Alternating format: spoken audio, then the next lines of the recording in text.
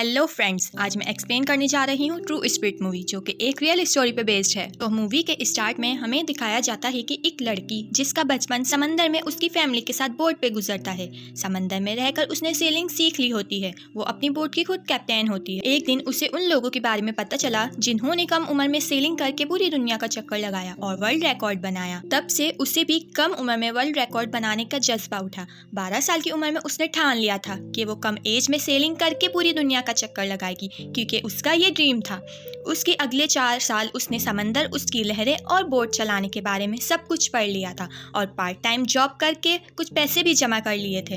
फिर हमें दिखाया जाता है कि वो लड़की जिसका नाम जेसिका वैटसन होता है, जेसिका वैटसन 16 साल की हो चुकी होती है और वो टाइम आने ही वाला होता है जब वो वर्ल्ड टूर के लिए निकलने वाली थी। लेकिन उससे पहले सितंबर 2009 को पैसिफिक ओशन में उसका ट्रायल होता है। वो बहुत एक्साइटेड होती है। फिर रात को वो बोट में सो रही होती है। मौसम खराब होने की वजह से उसकी बोट का रुख चेंज हो जाता है और बोट की टक्कर बड़ी शिप से हो जाती है, जिस वजह से बोट का काफी नुकसान होता है और जेसिका को छोटी मोटी चोट भी लगती है। फिर जेसिका अपने कोच बेन को फोन करके बताती है कि उसकी टक्कर एक बड़ी शिप से हो गई है। उससे बेन पूछता है कि तुम्हारा अलार्म क्यों नहीं बजा, तो जेसिका को याद आता है कि वो अलार्म ऑन करना भूल गई थी, जो कि ट्रेनिंग में आता है कि सोते वक्त अलार्म ऑन करना होता है और ये उसकी सबसे बड़ी गलती थी, जिस वजह से उसे वापस आना पड़ता है और वहाँ उसका सामना मीडिया से होता है। उसमें एक आदमी जिसका नाम क्रेग होता है। वो क्रेग जेसिका से कहता है कि तुम्हें तो बोट के बारे में बहुत एक्सपीरियंस है, फिर भी तुम अलार्म ऑन करना भूल गई तो वर्ल्ड टूर कैसे करोगी। और उनके पेरेंट्स पे भी उंगली उठती है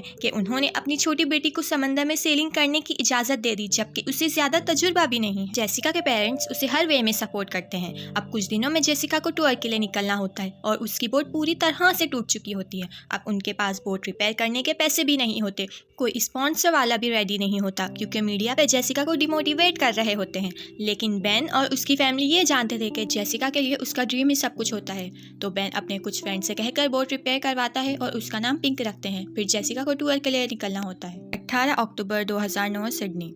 बोट में ज़रूरत का सारा सामान लोड कर दिया जाता है।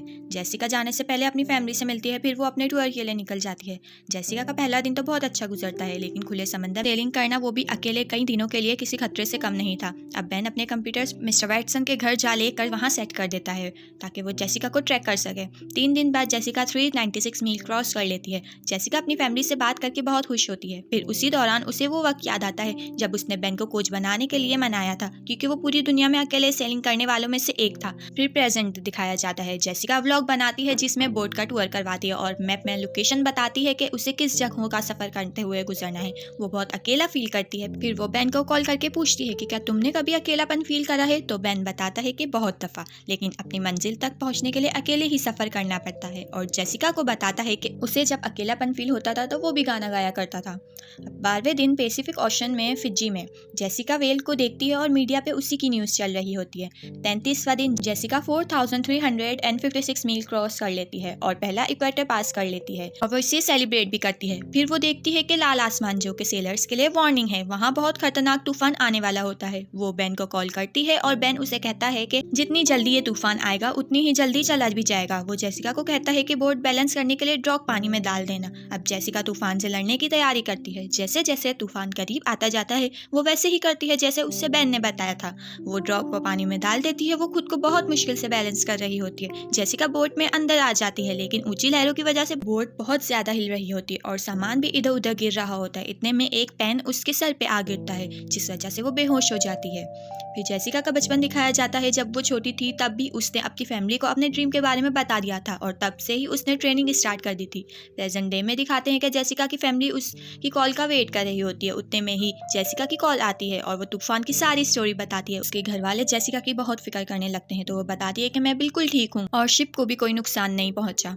डे 50 जेसिका साउथ अमेरिका के समंदर में पहुंचने वाली होती है। मीडिया जेसिका के घर के बाहर ही होती है ताकि वो जेसिका के बारे में अपडेट कर सकें। जेसिका की छोटी बहन आकर मीडिया को बताती है कि जेसिका ने ब्लॉग बनाया हुआ है। वो वहां अपडेट करती रहती है। आप सब भी इनके ब्लॉग्स देख सकते हैं। 72वां दिन जेसिका 9504 मील क्रॉस कर लेती है। सब क्रिसमस सेलिब्रेट कर रहे होते हैं और जेसिका भी अपनी बोट डेकोरेट करती है और फोन पे अपनी फैमिली के साथ सेलिब्रेट करती है। जेसिका साउथ अटलांटिक ओशन पहुंचती है, जहाँ समंदर ठहरा हुआ होता है। हवा का नामो निशान नहीं होता और ना ही लहरों का शोर होता है। उसकी बोट एक ही जगह स्टक हो जाती है और कई दिनों तक खुद को बहुत ही ज्यादा अकेला फील करती है और घर भी कॉल नहीं करती, जिस वजह से उसके घर वाले बहुत ज्यादा परेशान हो रहे होते हैं। वो इस सिचुएशन में बहुत ज्यादा डिमोटिवेट हो जाती है। 3 दिन बाद जेसिका बेन को कॉल करती है और उससे उसकी बहस हो जाती है। बेन वहाँ से चला जाता है। जेसिका बहुत परेशान होती है, लेकिन उसकी मॉम उसे हौसला देती है कि कभी ना कभी तो हवाएं चलेंगी। उसके अगले ही दिन हवाएं चलना शुरू हो जाती हैं। जेसिका बहुत खुश होती है कि वो अपनी मंजिल तक पहुंचने वाली है। मीडिया पे भी जेसिका का ही चर्चा हो रहा होता है। डे 197 मील दूर साउदर्न ओशन पहुंचती है, लेकिन किस्मत उसे फिर से आजमाती है और एक बहुत ही स्ट्रॉन्ग तूफान आने वाला होता है। वो अपनी फैमिली से बात करती है और उसकी फैमिली उसे वापस आने का कहती है, क्योंकि आने वाला तूफान पहले तूफान से बहुत ज्यादा स्ट्रॉन्ग है। लेकिन जेसिका बेन से कहती है कि वो तूफान का सामना करेगी। बेन उससे कहता है कि तुम श्योर हो, क्योंकि ये तूफान बहुत खतरनाक है और इस तूफान से बड़े बड़े सेलर्स वापस आ गए हैं। लेकिन जेसिका कहती है कि यहाँ तक आकर वो पीछे नहीं हटेगी और तूफान से लड़ेगी।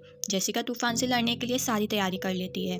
अब जेसिका की छोटी बहन मीडिया को आकर बताती है कि जेसिका तूफान से लड़ेगी। जैसे जैसे तूफान करीब आता जाता है, जेसिका को अब ऐसा लगने लगता है कि वो इससे बच नहीं पाएगी, क्योंकि वो बहुत खतरनाक होता है। वो कॉल पे अपनी फैमिली से बात कर रही होती है कि तूफान की वजह से कनेक्शन लॉस्ट हो जाता है। अब वो बहुत घबराई हुई होती है। वो घूम कर देखती है, उसके सामने बहुत ऊंची लहर आ रही होती है, जिस वजह से जेसिका की बोट उलट जाती है और वो पानी में नीचे जाने लगती है। जेसिका को लगता है कि ये उसका आखिरी वक्त है। वहाँ उसके घर वाले भी बहुत परेशान हो रहे होते हैं, क्योंकि अलार्म बज चुका होता है और उन्हें पता चल जाता है कि जेसिका की बोट पानी में 15 फीट नीचे है। उनका रो रो के बुरा हाल हो रहा होता है। अचानक से जेसिका की बोट पलट कर ऊपर आ जाती है, क्योंकि वो बोट ज्यादा देर तक अंदर नहीं रह सकती थी। तूफान टलने के बाद वो घर कॉल करके बताती है कि वो बिल्कुल ठीक है और उसकी बोट भी ठीक है। जेसिका की फैमिली बहुत खुश होती है और ये न्यूज़ बाहर मीडिया को बताती है कि जेसिका बिल्कुल सेफ है और अब वो सिडनी वापस आ रही है। ये सुनकर मीडिया वाले भी बहुत खुश होते हैं। अब जिस स्पॉट पे जेसिका आने वाली होती है, वहाँ बहुत सारे लोग जेसिका का वेलकम करने आए हुए होते हैं। अब जेसिका वहाँ 210वें दिन पहुँचती है और अपनी फैमिली से मिलती है। वहाँ सब लोग उसका वेलकम करते हैं और प्रेस कॉन्फ्रेंस भी करती है और सबको बताती है कि कैसे उसने अपना ड्रीम अचीव किया।